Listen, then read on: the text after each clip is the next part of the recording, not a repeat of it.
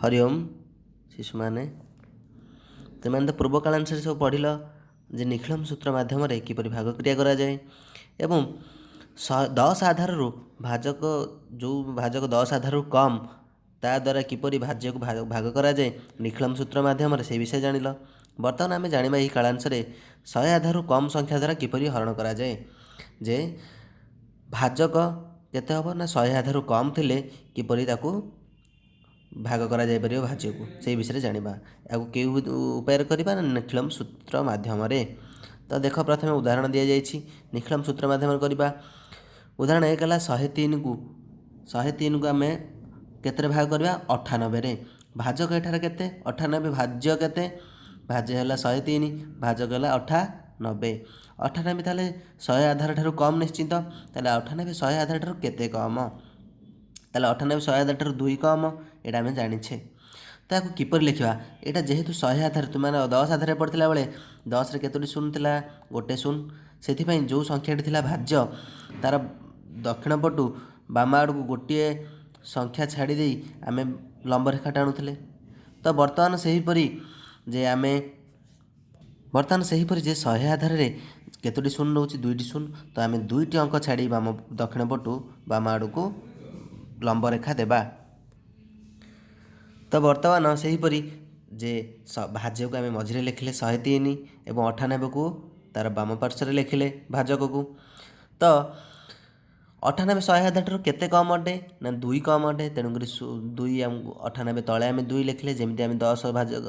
10 रे लिखुले 10 आधार कला बेले जमी जी कम तले लिखुले से भाई करागला यहाँ जे 98 100 ठारू 2 कम अटे तो 2 लिखिले जेहेतु यहाँ केते आधार आम करुचे 100 आधार 2टी अंक अच्छी 2टी शून्य अच्छी तेणु आम 98 तले 02 लिखिले 2टी अंक पाई तेबे 100 आधार 2टी शून्य अच्छी तेणु आम 103 भाज्य को लंब रेखा देवा केउठारे देवा ना 2टी शून्य अच्छी 100 आधार दक्षिण पटू 2टी अंक छाड़ीदे 03 को छाड़ीदे लंब रेखा देदेले ताले एपटे रहीगला बाम पार्श्व के 1 दक्षिण पार्श्व रहा 03 एबे 2 को 1 सहित गुणन करवा 2 के 2 क्या तले लिखा ना 03 तले लिखा ताले 2 शून्य ताले 2 के 2 ताले 02 कहीं लिखिले ना एथि लिखिले जे 100 आधार 2टी शून्य अच्छी तेणुक आम 2टी अंक दरकार तेणुक गोटे अंक है 2 आउ कि ना आम शून्य दे पारे तेबे या जोग करवा जमी 10 आधार करते 3 रे 2 मिसले के 05 बा 5 तेणु बाम पार्श्व जहाँ था तलू ओल्लैगला ताले बाम पार्श्व आम जाने बाम पार्श्वटा हम भागफल दक्षिण पार्श्वटा हम भाग शेष ताले एठार भाग शेष के 5 भागफल के 1 तुमने यहाँ बुझीपार ताले भाज्य के ना भाज्य है 103 भाजक है 98 ताले पारवर्त विचलन 2 अटे कहीं 100 आधार 2 कम एवं भागफल 1 अटे भाग शेष 5 अटे। सेहीपरि तुम्हें 2 उदाहरण देख द्वितीय उदाहरण जे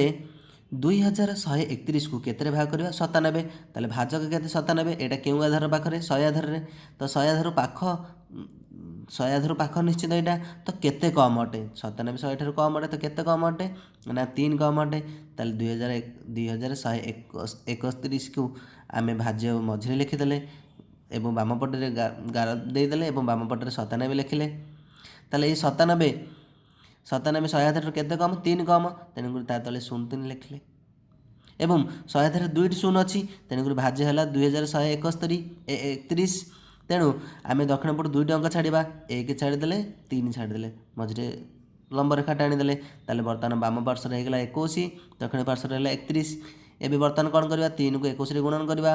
21 3 के ना 63 हम ताले 63 क्या तले लिखिले 31 तले लिखिले ताले बर्तमान जोग करवा केते हम 31 को 63 जोग कले हम 94 एवं बाम पार्श्व जहाँ था ओल्लैगला 21 ताले बाम पार्श्व सब भागफल ताले भागफल है 21 भाग शेष है 94 ताले भाज्य के भाज्य है 2131 भाजक है 97 ताले भागफल के आसला 21 भाग शेष के 94 बुझीपार समस्ते। सेहीपरि उदाहरण 2 3 को देख केते दिया जाइछि ना 482 दिया जाइछि तो केते भाग करिया 96 ताले 482 लिखिदेले आमे भाज्य एवं 96 तार बाम पार्श्व लिखिदेले ताले 96 100 आधार केते कम अटे ना 4 कम अटे ताले 04 से लिखिले एवं 100 आधार 2टी शून्य अच्छी तेणुक 2टी अंक छाड़ीदे भाज्य ଦକ୍ଷିଣ ପଟୁ 2ଟି ଅଙ୍କ ଛାଡ଼ିଲେ ଯେ 2 ଆଉ 8 ଛାଡ଼ିଦେଲା ପରେ ଲମ୍ବ ରେଖା ଦେଲେ, ତାହେଲେ ବାମ ପଟେ ରହିଗଲା 4, ଦକ୍ଷିଣ ପାର୍ଶ୍ୱ ରହିଲା 8 2। ତାହେଲେ 4କୁ 4ରେ ଗୁଣନ କରିବା, ବାମ ପାର୍ଶ୍ୱରେ ଯିଏ ରହିଲେ ତା ସହିତ ଗୁଣନ କରିବା ନା, 4କୁ 4ରେ ଗୁଣନ କଲେ 4 ଚଉକୁ 16, 16କୁ ନେଇକି ଆମେ 82 ତଳେ ଲେଖିଲେ। ତାହେଲେ ୟାକୁ ଯୋଗ କରିବା, ତାହେଲେ ଏଇ ଦୁଇଟାକୁ ଯୋଗ କଲେ କେତେ ହେବ ନା 98। ତୁମେମାନେ ମଧ୍ୟ 10 ଆଧାର ସମୟରେ ପଢ଼ିଛ ଯେ ଯଦି ତାହେଲେ ଏଇପଟେ ବାମ ଦକ୍ଷିଣ ପାର୍ଶ୍ୱଟା କ'ଣ ଭାଗ ଶେଷ, ବାମ ପାର୍ଶ୍ୱଟା କ'ଣ ଭାଗଫଳ। ଯଦି ଭାଗ ଶେଷଟା ଭାଜକ ଠାରୁ ଅଧିକ ଆସିଲା ତାହେଲେ କ'ଣ କରାଯିବ, ବିୟୋଗ କରାଯିବ ବୋଲି ଆମେ ଜାଣିଥିଲେ। ତାହେଲେ ଦେଖ 98 ହେଉଛି ଭାଗ ଶେଷ, ତାହେଲେ 96 ହେଲା ଭାଜକ, ତାହେଲେ 98 ଭାଜକ ଠାରୁ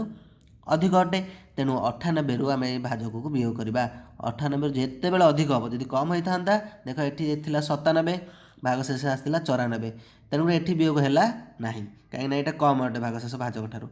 ବର୍ତ୍ତମାନ 98ଟା ଭାଜକ ଠାରୁ ଅଧିକ ଅଟେ, ତେଣୁକରି 98ରୁ ଆମେ ଭାଜକକୁ ବିୟୋଗ କରିବା 96। ଯେହେତୁ ଆମେ ବିୟୋଗ କରିବା 98ରୁ ଭାଜକକୁ ବିୟୋଗ କରିବା 96, ଆଉ ତେଣୁ ଆମେ ମନେ ରଖିବାକୁ ପଡ଼ିବ ଭାଗଫଳରେ ଆମେ 1 ଯୋଗ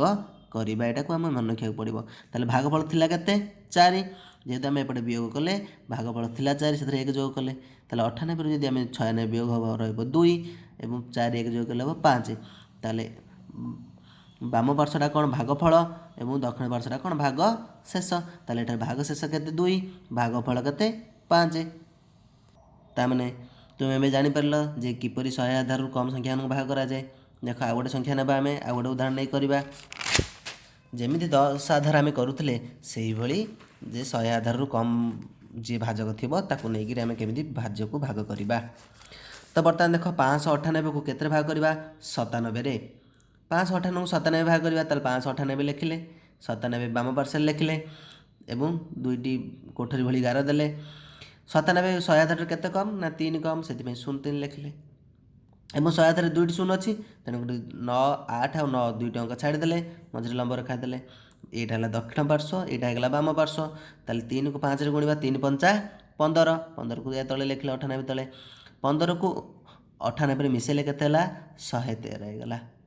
ଏବଂ ବାମ ପାର୍ଶ୍ୱରେ ଯାହା ଥିଲା ସେଇଟା ଓହ୍ଲାଇଗଲା 5। ଆଚ୍ଛା 113 ତୁମେମାନେ ଯେମିତି 10 ଆଧାରରେ ପଢ଼ିଥିଲ, 10 ଭାଜକ ଠାରୁ ଯେତେବେଳେ ଭାଜକ ଥିଲା ଯେତେବେଳେ 1 ଅଙ୍କ, ଇଏ 2 ଅଙ୍କରେ ଆସିଯାଉଥିଲା, ସେମିତି ଭାଜକ କେତେ 2 ଅଙ୍କରେ ଅଛି, ଇଏ କେତେ ଅଙ୍କରେ ଆସିଗଲା 3 ଅଙ୍କରେ। ଯେମିତି ଭାଜକ 1 ଅଙ୍କ ଥିଲା 10 ଆଧାର ସମୟରେ, ଭାଜକ 1 ଅଙ୍କ ଥିଲାବେଳେ ଯଦି ଏପଟଟା 2 ଅଙ୍କରେ ଆସିଯାଉଥିଲା ତାକୁ ପୁନର୍ବାର ଭାଗ କରାଯାଉଥିଲା। ସେହିଭଳି ଭାଜକ କେତେ ଅଛି 2 ଅଙ୍କରେ ଅଛି ନିଶ୍ଚିନ୍ତ, 100 ଆଧାରରୁ କମ୍, ତ ଇଏ 100 ଆଧାରରୁ ଅଧିକ ହୋଇଗଲାଣି ନା ପୁଣି, ତ ଇଏ ପୁଣି 3 ଅଙ୍କ ହୋଇଗଲାଣି, ତ ଆକୁ ପୁନର୍ବାର ଆମେ ଭାଗ କରିବା କିପରି, ସେହିପରି 10 ଆଧାରରେ କେତୋଟି ଶୂନ, 100 ଆଧାରରେ କେତୋଟି ଶୂନ, 2ଟି ଶୂନ ଅଛି, ତ ଆମେ 2ଟି ଅଙ୍କ ଛାଡ଼ିଦେଲେ 3 ଆଉ 1, ତାପରେ ପୁଣି ଲମ୍ବ ରେଖା ଦେଲେ। ସେହିପରି ଥିଲା 5, ଏପଟେ ବାମ ପାର୍ଶ୍ୱରେ ପୁଣି ହେଇଗଲା କେତେ 1, ତ ଯେମିତି 3କୁ 5ରେ ଗୁଣନ କରୁଥିଲେ ସେମିତି 3କୁ 1ରେ ଗୁଣନ କରିବା, 3 କେ 3 ଏହା ତଳେ ଲେଖିଲେ, ତ ଖାଲି 3 ଲେଖିବା ଯାହା, 0 ଲେଖିବା ମଧ୍ୟ ସେୟା। ତ 13କୁ ଆମେ ଯେତେବେଳେ 3ରୁ ମିଶାଇବା କେତେ ହେବ 16, ତ ଏଠି ଥିଲା ଭାଗଫଳ ଓହ୍ଲେଇକି କେତେ ଆଗରୁ 5, ତ ବାମ ପାର୍ଶ୍ୱଟା ଆମେ ଜାଣିଛେ ବାମ ପାର୍ଶ୍ୱରେ କ'ଣ ଆସେ ଭାଗଫଳ, ତ ଥିଲା ଭାଗଫଳ 5, ପୁଣି ଆସିଲା କେତେ 1, ତାହେଲେ 5ରେ 1 ମିଶିଗଲା କେତେ ହେଲା 6, ତାହେଲେ ଏପଟେ ହେଲା 16, ବାମ ପାର୍ଶ୍ୱରେ ହେଲା କେତେ 6। ଯଦି ବାମ ପାର୍ଶ୍ୱଟା ବର୍ତ୍ତମାନ 16 ଦେଖିବା, ଭାଜକକୁ ଦେଖିବା ଲକ୍ଷ୍ୟ କରିବା 97, ଭାଗ ଶେଷ ହେଲା 16, ତାହେଲେ 16ଟା ଭାଜକ ଠାରୁ କମ୍ ଅଟେ, ତେଣୁ ଭାଗ ଶେଷ ହେଲା 16, ଭାଗଫଳ ହେଲା 6। ଯଦି ଭାଗ ଶେଷ ଯଦି ଭାଜକ ଠାରୁ ଯେତେବେଳେ ଅଧିକ ହୋଇଯିବ, ଯଦି 97 ଏଠି, ଯଦି 98 99 କି 98 99 ହୋଇଯିବ, ତେବେ ଆମେ 98 99କୁ 97ରୁ ଭାଜକକୁ ବିୟୋଗ କରିଦେବା। ଏବଂ ଯେତେବେଳେ ଏଇ ଭାଗ ଶେଷଟା ଇଏ 2 ଅଙ୍କ ଅଛି ଭାଜକ, ଯଦି ଭାଗ ଶେଷଟା 3 ଅଙ୍କରେ ଆସିଗଲା ବା 100 ଆଧାରରୁ ଅଧିକ ହୋଇଗଲା, ତାହେଲେ ଆମେ ୟାକୁ ପୁନର୍ବାର ଭାଗ କରିବା। ତାହେଲେ ବର୍ତ୍ତମାନ ତାହେଲେ ଜାଣିପାରିଲ 13କୁ 3 ମିଶିଲେ 16, ଥିଲା ଭାଗଫଳ 5, ଇଏ 1 9, 5 ଥିଲା, ଇଏ 1 6 ହେଲା, ତ 5ରେ 1 ମିଶିଲେ 6, 16 ଲେଖିଲା, ଦକ୍ଷିଣ ପାର୍ଶ୍ୱ ହେଲା ଭାଗ ଶେଷ, ଭାଗଫଳ ହେଲା 6। ତାହେଲେ ତୁମେମାନେ ବୁଝିପାରିଲ ଏବେ, ଏହିପରି ଆମେ 100 ଆଧାରରୁ କମ୍ ସଂଖ୍ୟାକୁ କିପରି ଭାଜକ ଭାବରେ ନେଇ ଭାଗ କରିପାରିବା ଭାଜ୍ୟକୁ। ତାହେଲେ ଭାଜକ କେତେ 100 ଆଧାରରୁ କମ୍ ଅଟେ, ତେଣୁକରି 100 ଆଧାରରୁ କମ୍ ଥିଲେ ଭାଜକ କମ୍ ଥିଲେ 100 ଆଧାରରୁ, ତ ଭାଜ୍ୟକୁ ଆମେ କିପରି ଭାଗ କରିପାରିବା ତୁମେମାନେ ବୁଝିପାରିଥିବ ନିଶ୍ଚିତ। ଏବେ ଘର ପାଠ ତୁମେମାନେ କରିପାରିବ। ମୁଁ ଆଶା କରୁ ତୁମେମାନେ ବୁଝିପାରିଥିବ ଏବଂ ଧ୍ୟାନ ଦେଇ ପଢ଼ିବା ଦରକାର ଏବଂ ବୁଝିବା ଦରକାର ଏବଂ ଘର ପାଠ ଠିକ୍ ଭାବରେ କରିବା ଉଚିତ।